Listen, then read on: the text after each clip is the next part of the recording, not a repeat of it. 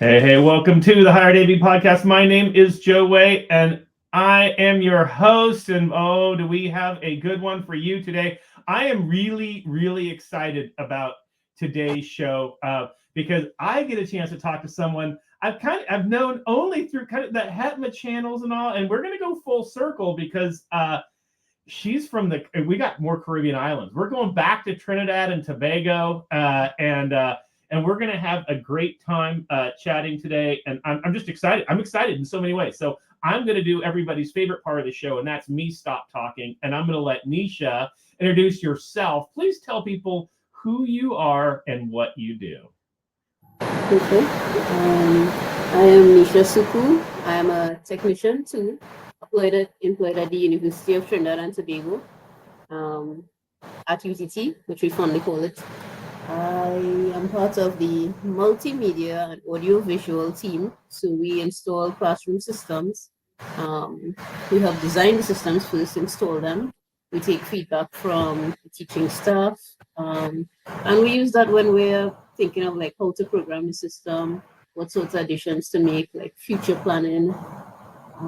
What else do we do? I feel like most of the work we do is actually unseen. Sort of like that whole iceberg effect. They walk in, they see a classroom, they're like, oh, we really need a team for this. It's just a projector, a screen, a little thing on a desk. We really need a dedicated team for this. Yes, you do. Because it's not about what you see, it's what you don't see. Absolutely. I love that. What you don't see. So, so how big? Okay. Well, a little bit here. I'm gonna get to a question because you have multiple campuses. So you're in Trinidad there, right? That's where home base is for you. And what in Port of Spain? I'm assuming. Well, today I'm actually on vacation leave. I'm on my birthday week actually. You're on your birthday week. Happy birthday! Thanks. That's actually fantastic timing because it is today. And I'm hey, happy birthday! Woo-hoo. So that's cool. Trinidad. So my country is made of two islands. The main island, Trinidad, it's the bigger one. It's the one where like more business activities tend to happen. And in Trinidad, I believe we have like around 10 campuses now. The number kind of it changes because when I joined UTT in 2013, where I was in the IT department, we had about 11 campuses. But from then till now, we closed a couple of campuses and shifted a few core programs up to Tamina. Because we have a giant signature campus across there. It's really nice. It's really nice. But you know what's not nice about it? There's no real installed teaching facilities. So wonderful architecture. Like I go there, I feel like I'm in an expensive hotel. I don't feel like I'm in a school.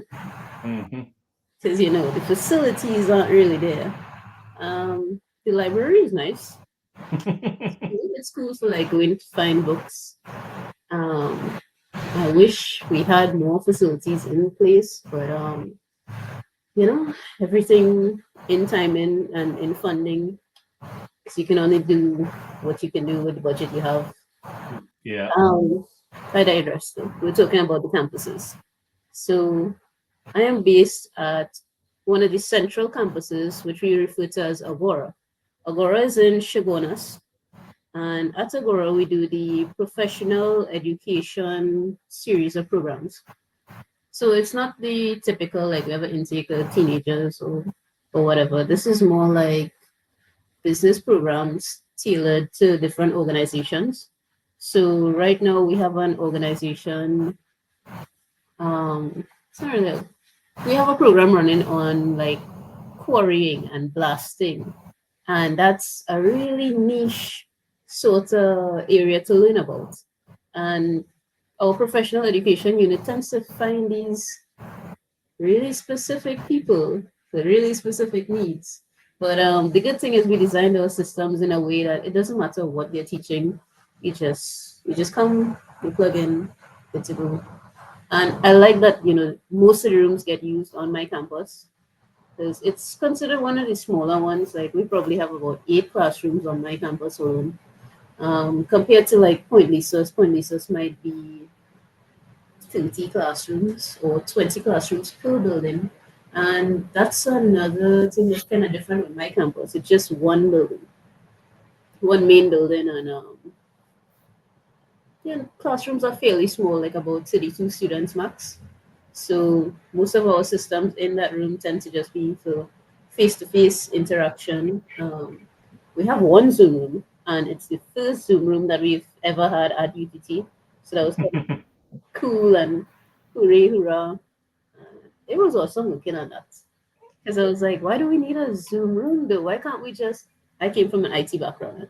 So when you hear me say certain things and you're like, what are you talking about? Just keep in mind, I came from an IT background. So there were a lot of, I don't know, eye-opening events. Like, Yeah. it's aha moments. That's what you call them, aha moments. So we had a Zoom room, and my first thought was, why don't we just walk in a room with a laptop and put it on the desk? Isn't that fine?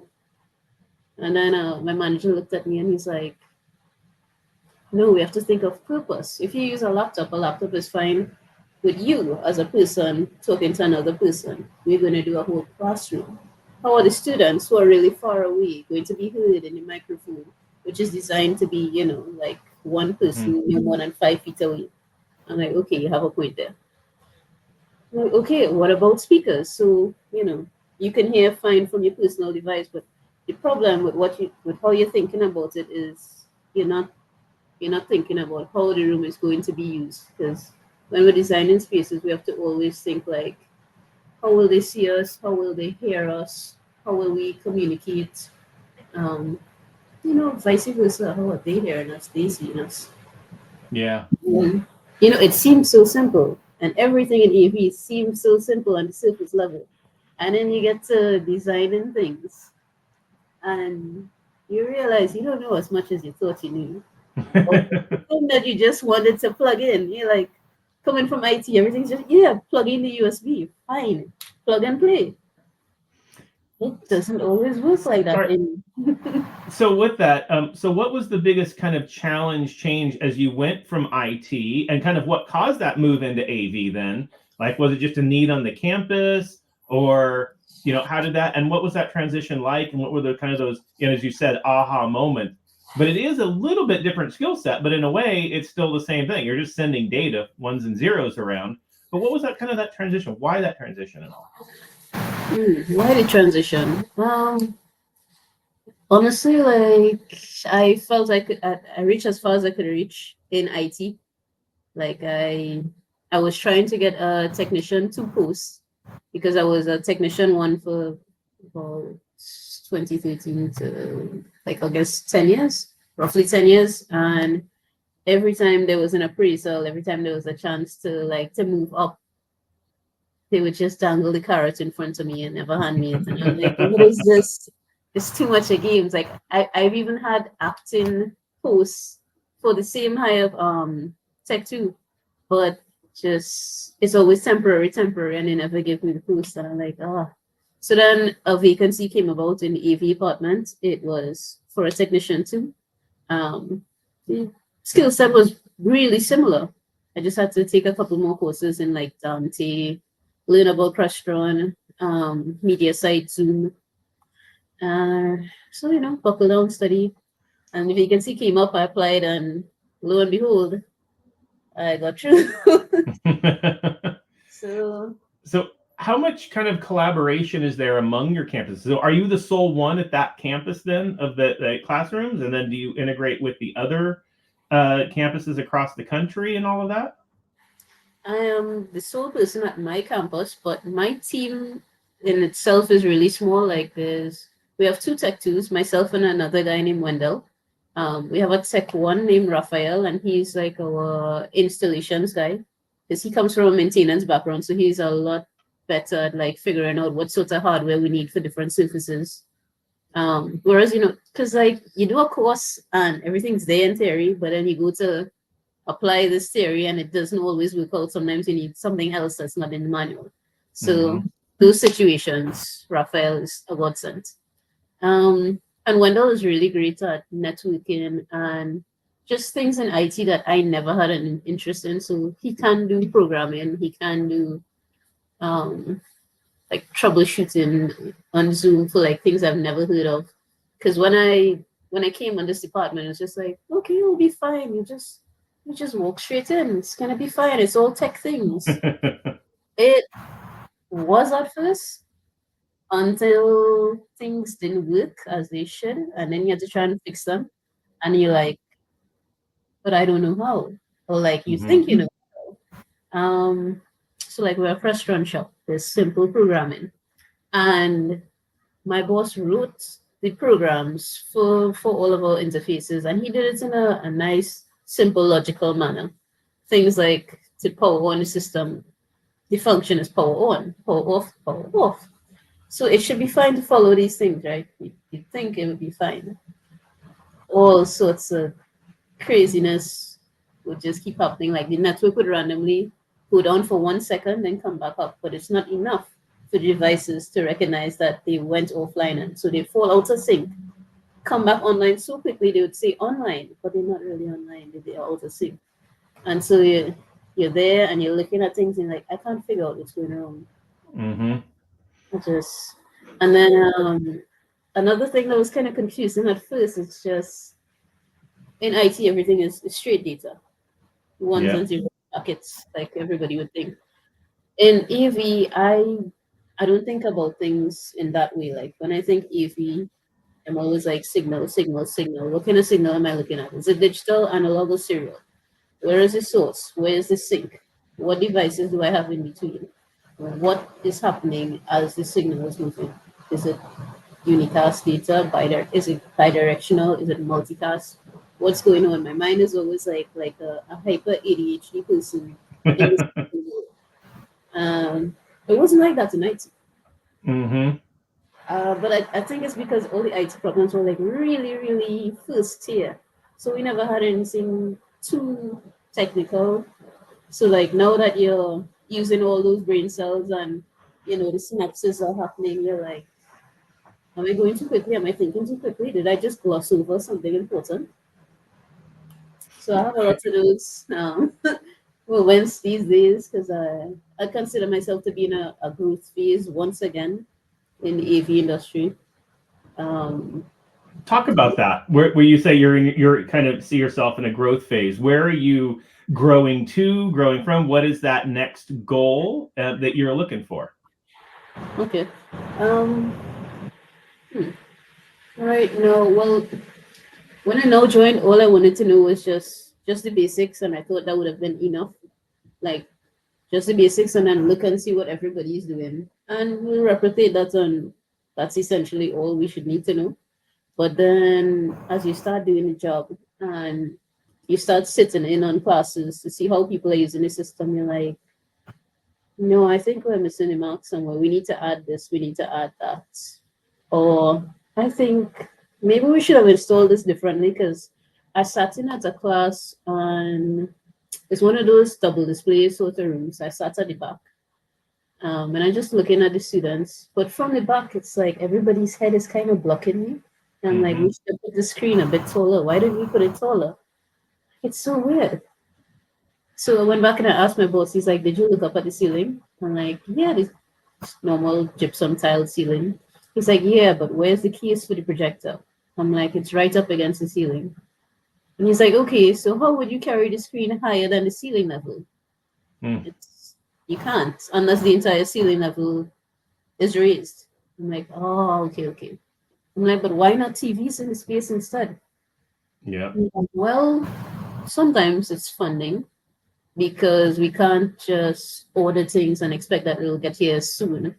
We need to make the best of the equipment that we have. And so using the projectors and the screens that we have, that's, it's the closest thing we could do. It gets the job done, which is the students, for the most part, they can see. Nobody actually sits in that back row. Just the class sizes are usually like 20 students and that room could hold 34. So the back row always gets left out. So it's not obstructing them from learning.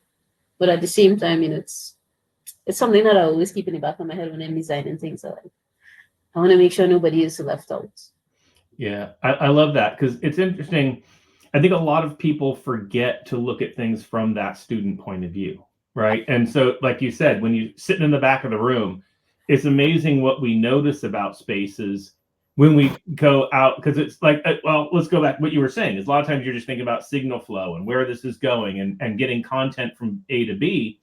But often we don't always think about that student experience, the experience of the person who actually not using it, because it's easy to think about the faculty member and how they're going to get it and do it. But what about the student who's sitting in the chair, not in the first seat, but the back seat, right? And everywhere, and to kind of move yourself to that. So I love what you're saying, because I think that is a big change in career progress, going from, okay, I know how the stuff works, but now what is that experiential experience, whatever the words are, that those who are going to do it, that way we can make it more effective for them, right? I mean, I think that's kind of that next step. And then, like, similar for that same train of thought, I also look at the lecturers while they're setting up for class to see, like, who's fumbling with the cables, or who just comes with a laptop, puts it on the desk, and then immediately signals for someone younger who they think is tech savvy to come and do all the, hooking up the cables, turn on the projector. Like, I stop and I look at that, and then I used to ask them at the beginning, but now I realize I'm kind of throwing off people. So I just wait till the end, and I'm like, so why is it that you're hesitant to use the system to interact with it? And usually you'd hear them say, I'm afraid that I'll break something. Mm-hmm. And you have to say, no, ma'am, if you break something, it's because we designed it poorly. But these things, they're designed to be used, just touch it, use it as you normally would, because if I can't see you using it, I can't know that we have not anticipated your pedagogical needs properly. Mm-hmm. Yeah, I love that. And I think that is absolutely right. And recognizing, especially you're in a professional school, right? So the way they're going to use it is much different than, say, an undergraduate, program. And so you're going to be more interactive. They're going to have to do, show data more, all those types of things. So the pedagogy does change in that. So I want to kind of back up to something you mentioned, that you kind of made a comment about, I can't get stuff right away. Like if you need equipment, what are those challenges being on, an island, right? Like I'm in LA. I got a Crestron West right here. If I need gear, it's about 30 minutes away from me, right? What are those challenges as you're either designing or supporting that you face being on an island? It's not so much that we're on an island. The main hindrance, I would say, comes from our legislation. So, like, we are sort of a government-funded school, so you can't just go out, swipe a credit card, and bring things in. We have processes. So you submit your paperwork, it goes for financial clearance. If it's approved, it goes to another level. So there's always like levels of things, and the bureaucracy is just, it slows down everything. So the quickest we may get something is 6 months after we've ordered it. And then 6 months. That's the quickest. Wow. It's been longer than that before, though. It's been longer. And things like we are not allowed, my team is not allowed to engage with vendors directly. This is part of our new procurement legislation. So if we need something, we have to kind of guess to meet what it would be like. So we would look at a USB site, see how much the cost of it is, and then convert it to our currency, and then you add in like taxes, shipping. So we'd say, say something is 100 US, we would say 100 times the exchange rate is 7 to 1 right now. So that's 700 TT for it by itself. Then customs would get involved, like customs and excise duty, add on a little percentage. Maybe it's like a 30%. By the time something gets down here, it's a bit more expensive, and then just like waiting for goods to clear the customs port takes a little while. When things go out to tender, they go out when like several vendors will bid on the tender. Somebody will get picked either based on if they could provide the good, if they're eligible to provide that particular thing. Because say we need a Crestron specific thing, there are only so many people on this island who sell Crestron devices. So UTC may send out a tender, and only 3 companies respond. And then of the 3 companies, I'm not sure what their criteria is, if it's strictly finances at this point or if it's lead time. But they use their criteria. They'll send us an email. They'll say contract has been awarded. Expect the goods in blah blah blah amount of time, and then hopefully it gets there like 6 months after, and hopefully it's the exact thing that we ordered and not another version, because everything took so long to get to the point of procurement that it's still available. Because I remember, I think it was earlier this year, we ordered a specific brand of projector. It was we wanted a NEC, ME something, and we took so long, like with the back and forth in the procurement process, that it was no longer available. And the vendor had to write us back and say, "Hey, will you take this instead?" I think it was the MC something, probably the MC 482W, which was it's comparable. But sometimes these things throw off your designs. Yeah, absolutely. You're waiting on a specific thing. So does that mean then? I mean, carrying backups then has to be key, and having extra equipment on. Or are you allowed to add extra in to have it? Because what if, all of a sudden you get the exploding projector, you can't have a room down for 6 months plus. How does that work? How do you balance that? Being able to be proactive and be able to have that kind of insurance guarantee that things can keep going, knowing that you have such a long procurement cycle.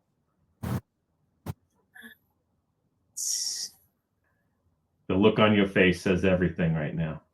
We don't have any backups right now, though. Like, in all honesty, we don't have any backups. And some of the problems are also because a lot of these multimedia services were being provided by the IT department before. So like most of the gear is still under them as an asset owner. And we're still trying to get all the assets under my department. And they're not being, oh wait, I can't see this on record. Just say it's complicated, right? We can just say it's complicated. It's complicated. So we don't know exactly what we have. But when we do know, we try to make the best use of it. And we're working on trying to get backups for things, but due to a lot of complications, I don't think we actually have any backups right now. In like projectors, we have a couple of screens. We don't even have backup switches. We don't have backup control units. We don't have a lot of things, but it's also because my department is being formalized properly, so like budgeting has to be worked out. It's really complicated. It's just unnecessarily complicated at this point. I'm hoping like next year, it's the ending of next year, everything will be sorted. So like you can know what you have and you can assign them to the correct spaces. Because right now everything's just willy-nilly. So then kind of going back then with your kind of career growth and learning more. So how do you, and I know I see you active on HETMA stuff. So that's how we've have virtually met through that.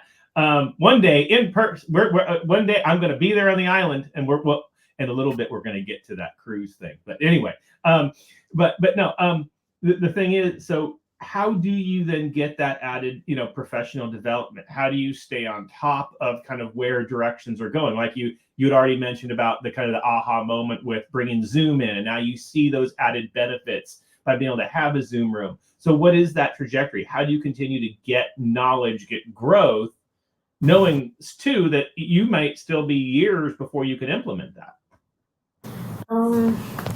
Well, right now the focus is on personal development. So in a lot of the downtime, because not everything is breaking right now. Like it's just this semester's now started, so they haven't had a chance to like overwhelm it or anything. So during all the slow periods, I do a lot of online courses, especially with Legrand.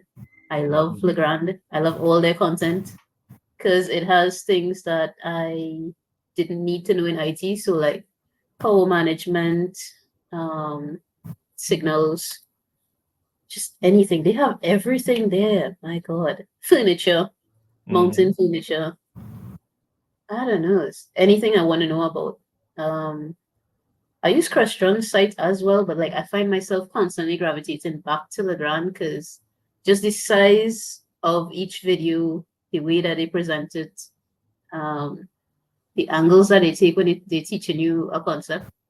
I really like Legrand. Like I find it so tailored to being in the AV industry. Mm-hmm.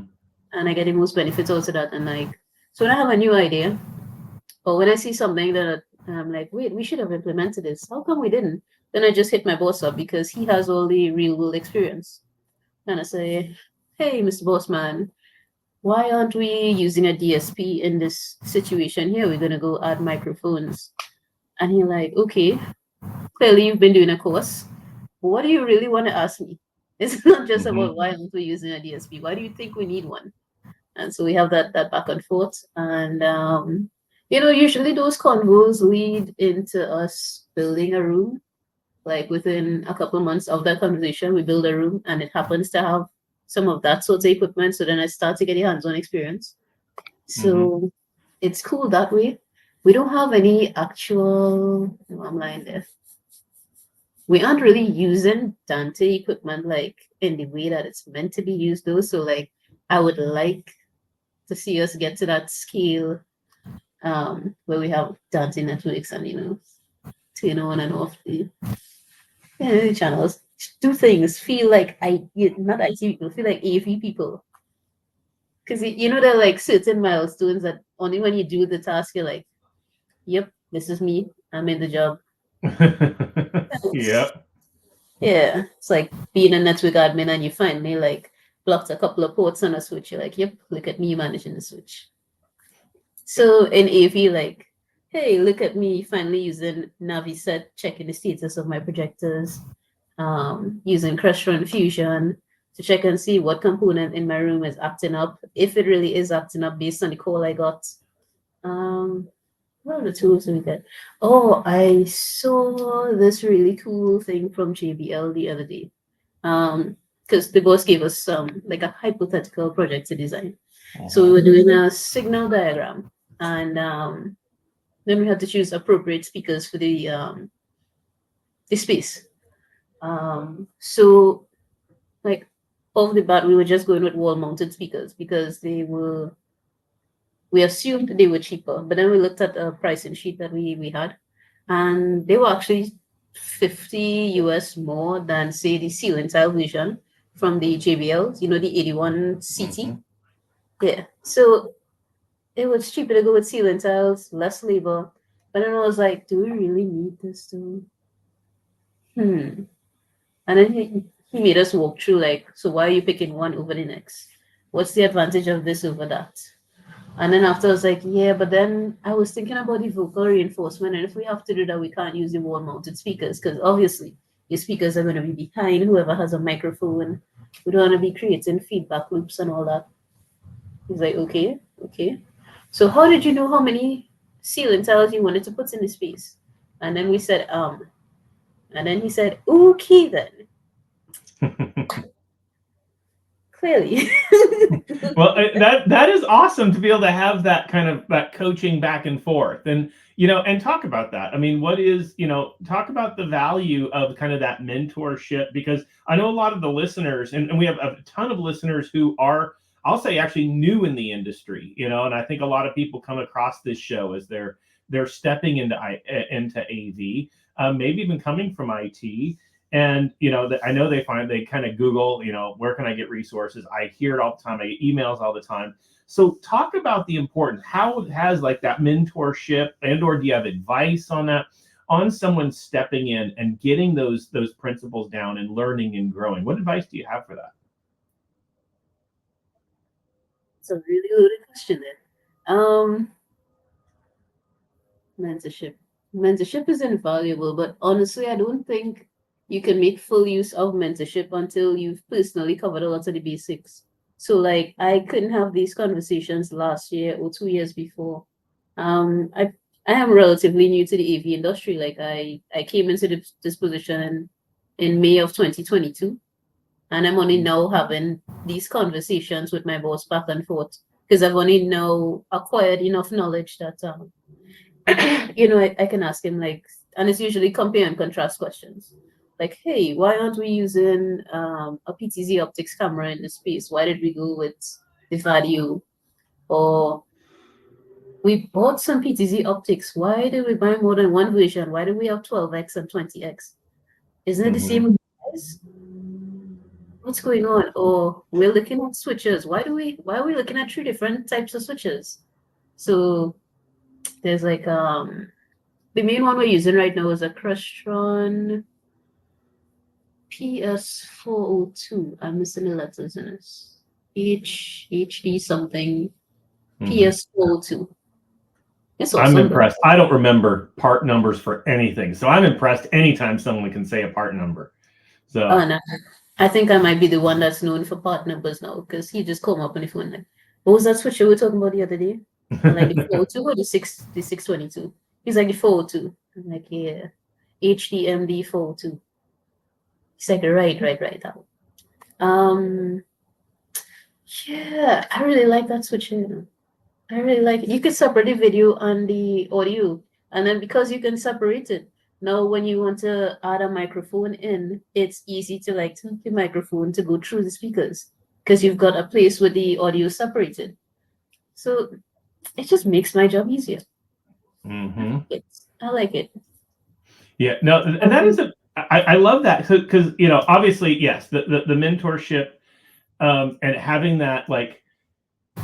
I remember early in my career, I had that ability. I had good mentors who, and I came through live events. So I was standing at a soundboard, and it wasn't just here's how you do it, but throwing that back of why are we doing it this way, right? Why are we, like if I push a fader here, I turn gain or I do whatever, he would always come back and say, okay, why did you do that? What was the choice there in that? Or if I mic the band a certain way, why did you put the hi-hat mic here? What was that thought? And I think that's really valuable. And I wish we kind of would go back to that because I think nowadays, a lot of our training, and you even talked about it, it's online, right? You go on to the websites and you do that.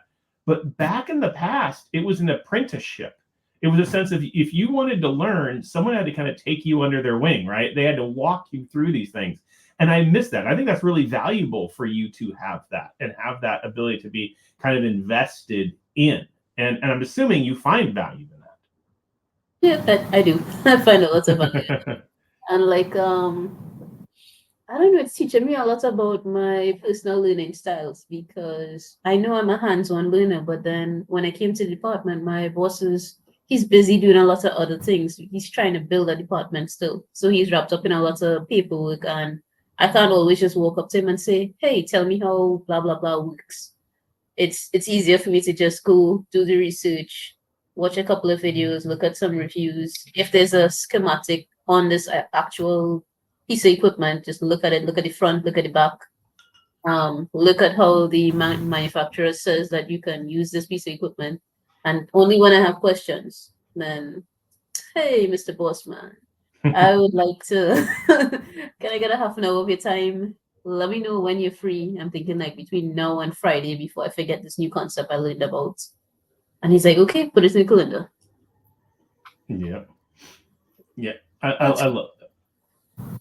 Yeah, I love that. I love that so much. I love hearing about your journey and that growth, like going back to saying, kind of in that growth moment of your career, because I think we all look back and see those different times. So I love that. And I wish you luck with it. But now we have to go to my favorite part of the show. We're going to go to the little rapid round. So this little bit of the question. So this part of the show, there's no right or wrong answers. I'm just asking general questions. And unless, well, there could be a wrong answer if I have my own opinion. But it's just random questions that mean nothing. We're going to have a little fun here. But everyone gets the same first question. Okay. And that is, so colleges are full of traditions, right? They're very, so what is your favorite college tradition? If we have college traditions, because like each campus is its own identity, its own thing. Yeah, like honestly, I don't know if we have traditions at UTT. Or is there a moment that you like, usually like, so move-in day, graduations, or what are those moments that you think like, well, this is the fun? The what? Sports days. Those are the best moments. Like that's what everybody looks forward to for every single campus. Like it would be every campus comes together to a big sporting arena and they compete. And whichever campus is successful at the most events, well, they win for sports day. That's the that's Sports the day. one. So what sports are covered in that? More athletics, so like relays. There'll be a tug of war. We have a march off, which is like a marching event because military is like a big thing. But a march off is not really just marching alone. Like you know how there's these drum lines and people are following a routine, but then there's a moment where you could just be spontaneous. Same thing happens in marching. So they'll do different formations. They might come out of two cues and make like a star instead, march backwards, do like some kind of transition movement. And I don't know, to me it's cool. I'm easily impressed with shiny things. So to me it's cool. I love that. I love that. That sounds fun. I wish does that happen to go fall around Carnival at all? Somewhere around March, so it's like a little after Carnival. So I do have on my bucket list to get to Carnival, and you messaged me a cruise. So I was looking at how to get a house, but there's a cruise that goes out of Puerto Rico, U.S., and goes down and sits there and does Carnival. I can't make it this year, but I already convinced my wife to agree that we can go not 25, but 26. They do it every year. So I'm 26. I'm getting to Carnival in Trinidad. That's my bucket list item.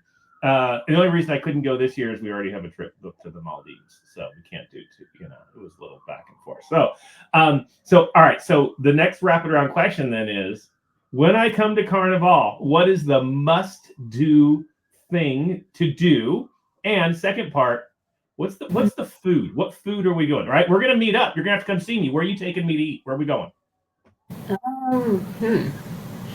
That's the part where I mentioned I'm really introverted. I don't really go anywhere. But I will take you to the southern part of the island because I'm originally from the southern part of the island.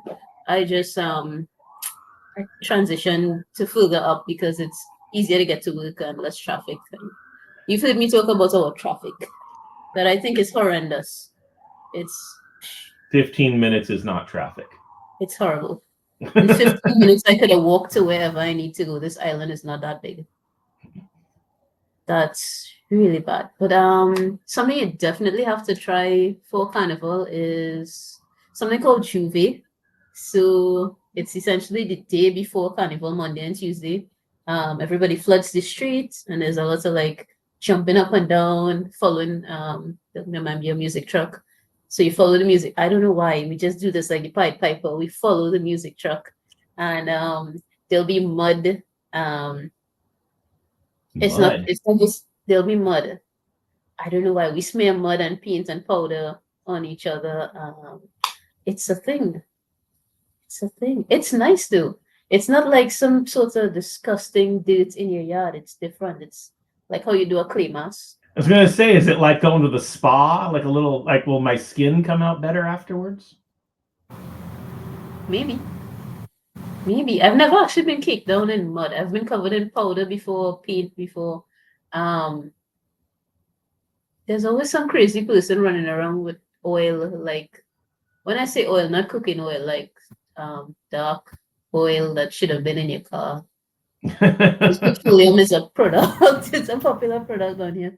We have a couple of weird things that happen down here that you don't really notice until you have to explain to somebody, hey, you could do this, you could do that. You should really see like a mud volcano. Mud volcanoes here are cool. The Pitch Lake is really cool to go see. What else is nice? Our beaches are nice. We have some awesome food tours going up to a place called Toco. So Toco is like the northeastern part of the island. And on the way there's so many different things you can eat. There's something called pimi, which is like a corn flour, coconut milk, spices, raisins. You make a batter with it, You put it in a banana leaf. You wrap it up like a sandwich, like a little panini. Then you tie it with twine, and I think you boil it. Either you boil it or you steam it. It's been too long. I just buy them. It's too labor intensive, but it's fantastic. I could eat like 5 at a time. That sounds amazing. So, all right, Lyle's going to kill me for not knowing this, but you can answer. So, the history of Trinidad and Tobago, is it British, French, Dutch, Cajun? What is the history there? So, what is the food like? Because I know all the different Caribbean islands kind of have that different histories. I don't know. Our food is from so many different places because we are from so many different places too. So you're close to South America too, so yeah. Yeah, I mean, now you can get arepas and what else do I see? What do they call the pies? Not the arepas. We get a lot of Venezuelan food now. You could even buy Venezuelan cheese, which is apparently a thing, similar to mozzarella. But so like normally when people wanted East Indian foods, they would go to the southern parts of the island. But now you can get any kind of food anywhere in the island because we have all these little food strips popping up all over. So when the cruise ship comes into Port of Spain, you'll be relatively close to a place called Ariapita Avenue. And on the avenue, you could get like lamb gyros, which comes from the Syrian people, their heritage. Actually, am I stereotyping people there? No, but it comes from the Lebanese and the Syrian next, honestly. So you could get some lamb gyros. You could get doubles, which everybody goes crazy for. Can't come Trinidad, but also a doubles. So that's like a flatbread, curried chickpeas, a bunch of different sauces. You can get alu pies, which is essentially like a pie. Oh, your pies are not our pies. How do I describe this? So there's a crust.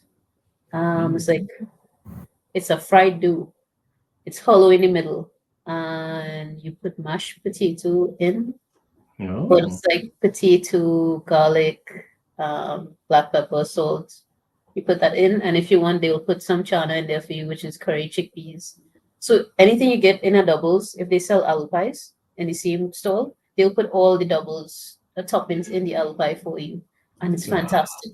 And it's more portable because like with a doubles, you've got these two things. Oh, we need props. You've got these two things, so that's the bottom bread, and then you have the top bread, and you can like stick your hand and like do a swipe, fling it in your mouth. But with the alu pie, it's biteable. It's like a little pop tart. You could be driving and eating your alu pies. Never mind if it's dangerous. I'm gonna gain so much weight when I'm there. Oh, it's gonna be great. All right, but it'll be fine. Now, all right. So next rapid round question. Today's your birthday. Yay! Happy birthday. So what do you? And you're on vacation. So you even did this while you're on vacation. So what are the vacation plans? How are you celebrating your birthday? Besides spending it with me. I mean, it's not bad because it still goes in line with like growth, doing new things, pushing boundaries, getting more comfortable with uncomfortable situations. So like I mentioned before, this is the first time I'm ever doing a podcast, and I'm like, I always thought all podcasts were just audio based. So I looked at a couple of them before I came on. I saw the episode right before this with Michael Gunderson. Yeah, he's great. So this is cool. I like that this is a format like as well in addition to just audio, because it's nice to see people and like to see yourself in other people. That's cool. And birthday plans. I'm going to hit the beach at some point. I haven't gone as yet because the weather's been unpredictable and nobody likes the beach when it's raining. I might go to a waterfall. There's one like about 45 minutes from by me, so I'd probably just jump in the van, drive up there, hike for an hour, come back down. What else do I want to do? Food. There will be many food related things that I have not done as yet. And I got a really awesome gift this morning. Let me show you. So it's some kind of sand sculpture thing. And when you move it around, it looks like an ocean. I haven't installed it as yet. It's awesome. I love that. And it lights up. And does it hang on a wall or does it sit on? Is it a table? Like where you just? You mount it on the wall. So there's a little button right here, and there's a U-shaped bracket. So Mm-hmm. you just skate the button into the bracket. Give it a little Um, spin. Yeah, and with the design, I could spin it, and it lights up as well. Love it. That's cool. Yeah, that's awesome, man. I love it. No, that sounds like a solid birthday. I like it. All right, so just a couple more quick questions. So the last question. So this one kind of puts you on the spot a little bit here. So this is you get 1 minute. The show is yours. You can talk about anything you want. Like, let's say everyone's like, hey, if I had my own show, what would I talk about? It doesn't have to be tech. It doesn't have to be anything. It's just you get 1 minute, any topic, and your time starts now. Honestly, I think my topic might be, what job would you do if you could do it? Like, money's not an option, and you just want to do it for your own happiness. That's my main curiosity. Like, anytime I meet someone, I always want to know what's one job you could do, like, regardless of the salary. And what is that for you if you weren't doing it? I just like helping people. So I remember having this conversation with my manager in IT, and she's like, I think she was trying to create a clone army or something. But she's like, so what keeps you motivated? Why do you come to work each day? Why do you have this standard, this work ethic? I'm like, I just, you pay me to be here, but at the same time, I kind of want my work to mean something.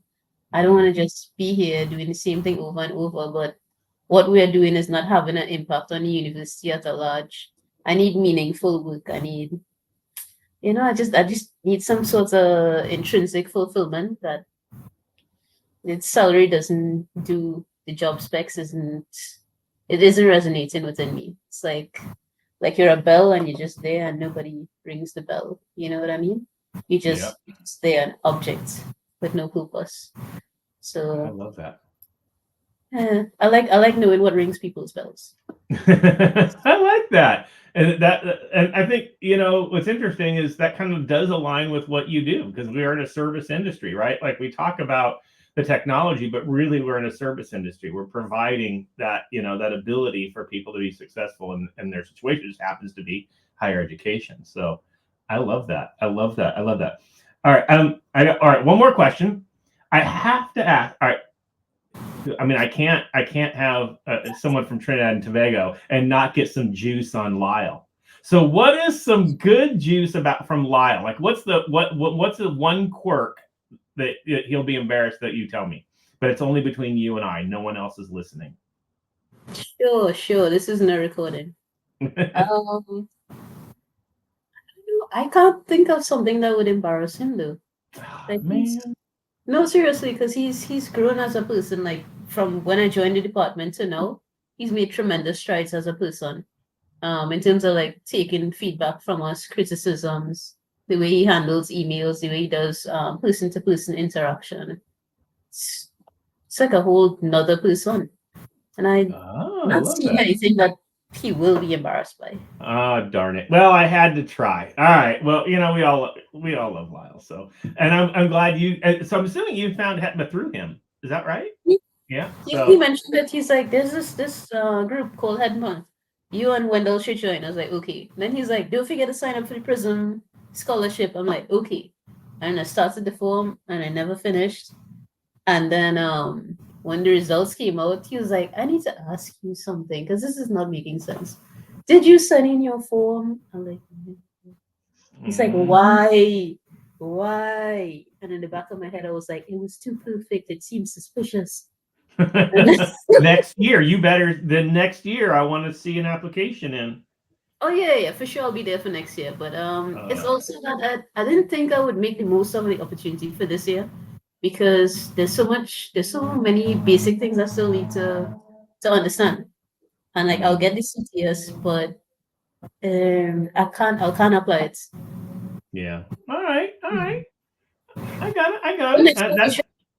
It'll help you, because then, as you go through this growth, then you'll be ready for it. And then we're going to go party in Infocom.